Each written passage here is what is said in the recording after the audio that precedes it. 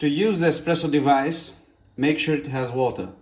To add water, you open the lid and you add bottled water.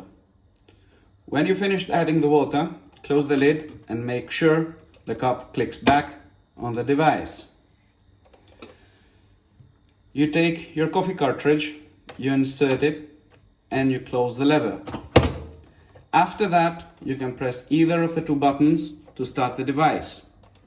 You need to wait until it stops blinking to tell you it's ready.